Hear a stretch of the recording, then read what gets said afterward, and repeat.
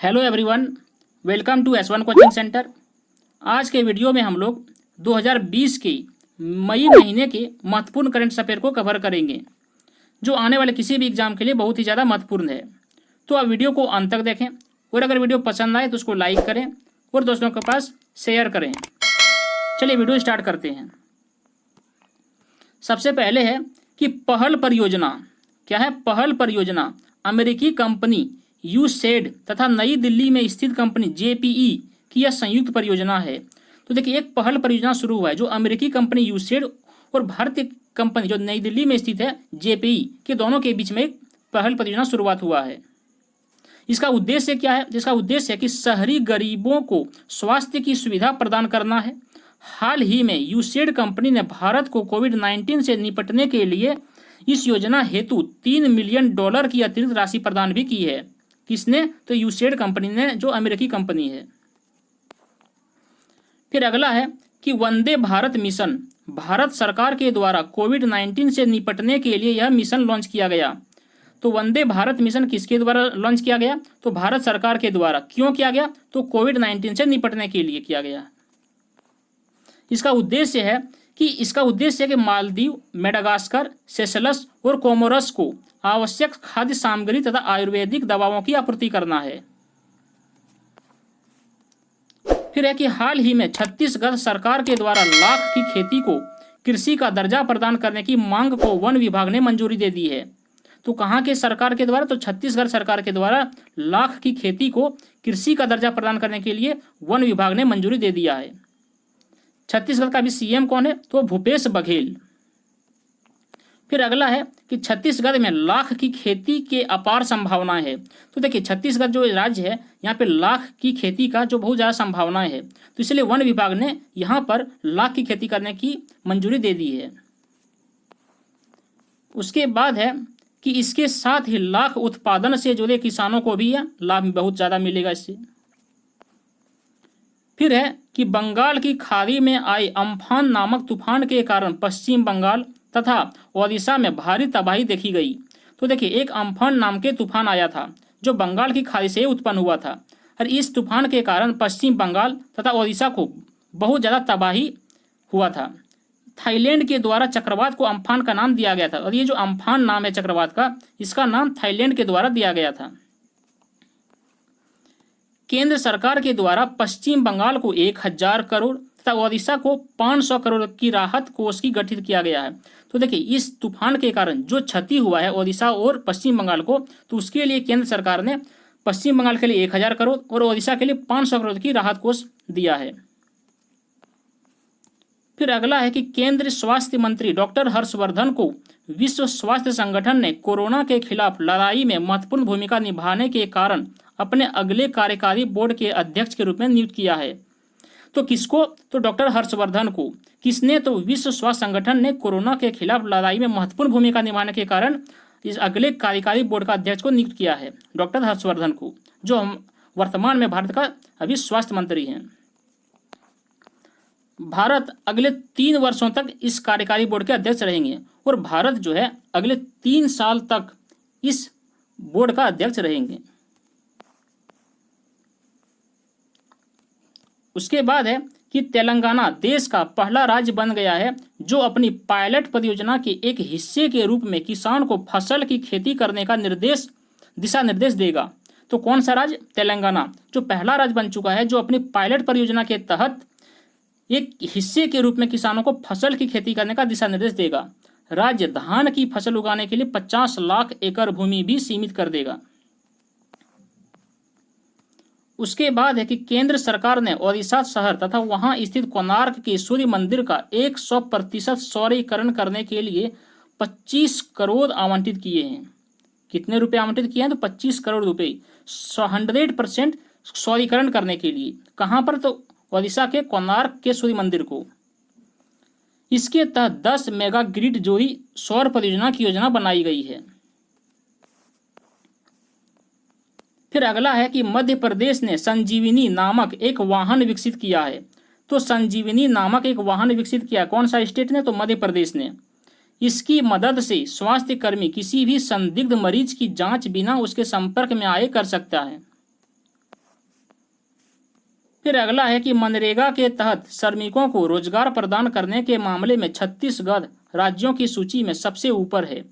तो देखिए, मनरेगा के तहत श्रमिकों को रोजगार प्रदान करने वाले जो छत्तीसगढ़ राज्य है वो सबसे प्रथम है। राज्य श्रमिकों की राष्ट्रीय भागीदारी 24% है। राज्य में जो श्रमिकों की भागीदारी है, जो हिस्सेदारी है, वो 24% है। फिर अगला है कि भारतीय सेना के द्वारा बेरोजगारी से निपटने हेतु टूर ऑफ ड्यूटी, भारतीय सेना के द्वारा बेरोजगारी से निपटने हेतु टूर ऑफ ड्यूटी लॉन्च की जाएगी। इसके तहत युवाओं को 3 साल के लिए अधिकारी तथा सैनिक के पद पर नियुक्त किया जाएगा। कितने साल के लिए? तो 3 साल के लिए। क्या नाम है? Tour of duty. उसके बाद है कि हाल ही में मिजोरम सरकार ने खेल को औद्योगिक दर्जा प्रदान किया है। तो हाल ही में मिजोरम सरकार ने खेल को औद्योगिक दर्जा प्रदान कर दिया है। मिजोरम सरकार के द्वारा यह निर्णय खेल में निवेश को बढ़ाने तथा खिलाड़ियों को प्रोत्साहित देने हेतु लिया गया है। उसके बाद है कि 4 मई 2020 को नाम, जिसको बोलते हैं नॉन अलाइंड मोमेंट, वार्षिक शिखर सम्मेलन का आयोजन वीडियो कॉन्फ्रेंसिंग के जरिए अजरबैजान में किया गया। तो कहाँ किया गया? तो अजरबैजान में। अजरबैजान देश की राजधानी है बाकू, जिसमें प्रधानमंत्री मोदी ने हिस्सा लिया। इसकी स्थापना 1961 में बेलग्रेड में हुआ था। तो देखिए, NAM नॉन अलाइंड मोमेंट, इसकी स्थापना कब हुआ था? 1961 में। कहाँ हुआ था? तो बेलग्रेड में हुआ था। फिर अगला है कि वियतनाम में भारतीय पुरातत्व सर्वेक्षण विभाग को 1100 साल पुराना शिवलिंग मिला। तो देखिए, वियतनाम में भारतीय पुरातत्व सर्वेक्षण विभाग को 1100 साल पुराना शिवलिंग मिला है। कहाँ पर? तो वियतनाम में। उसके बाद है कि हाल ही में नेपाल ने 19 मई 2020 को एक नए मानचित्र को मंजूरी दे दी है।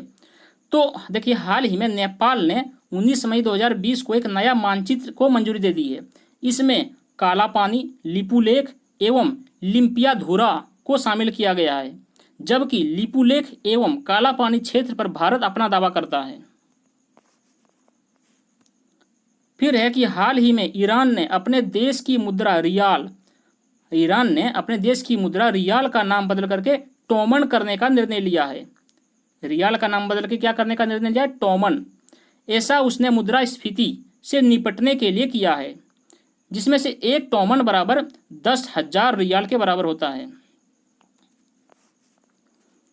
उसके बाद है कि 20 मई 2020 को नाम नॉन अलाइंड मोमेंट गुट निरपेक्ष आंदोलन के स्वास्थ्य मंत्रियों की बैठक का आयोजन वीडियो कॉन्फ्रेंसिंग के जरिए किया गया। इसमें भारत की ओर से केंद्रीय स्वास्थ्य मंत्री डॉक्टर हर्षवर्धन ने भाग लिया। इसकी अध्यक्षता अजरबैजान के स्वास्थ्य मंत्री ओगटे सिसलिएव ने की। कौन की? तो ओगटे सिसलिएव ने, जो अजरबैजान के स्वास्थ्य मंत्री हैं।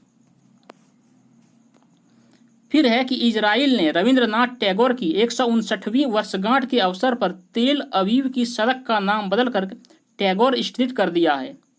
तो इजराइल ने रविंद्रनाथ टैगोर की 159वीं वर्षगांठ के अवसर पर तेल अवीव की सड़क का नाम बदल करके टैगोर स्ट्रीट कर दिया है। टैगोर जी का जन्म 7 मई 1861 ईस्वी को कोलकाता में हुआ था।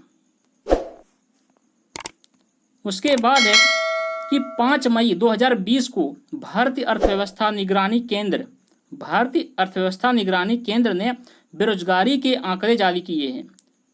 इसके अनुसार ऑनलाइन के कारण भारत में वर्तमान में बेरोजगारी दर 27.1% हो गई है।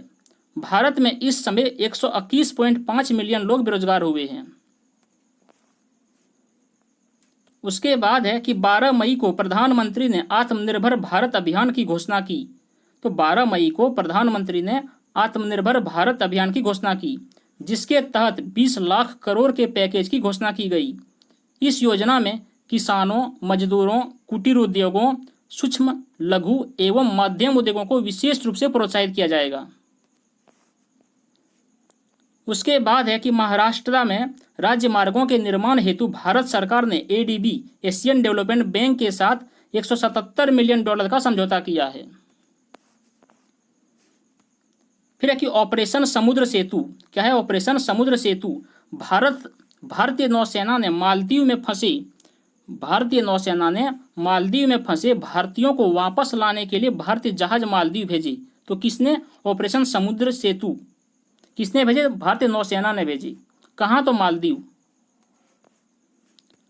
फिर है कि रूस के द्वारा इस वर्ष पहला अर्कटिका एम उपग्रह लॉन्च करने की योजना है। इस उपग्रह से पृथ्वी के ध्रुवीय क्षेत्र की मौसम संबंधी घटनाओं पर नजर रखी जाएगी। तो रूस के द्वारा इस वर्ष पहला अर्कटिका एम उपग्रह लॉन्च करने की योजना है और इस उपग्रह से पृथ्वी के ध्रुवीय क्षेत्र की मौसम संबंधी घटनाओं पर नजर रखी जाएगी।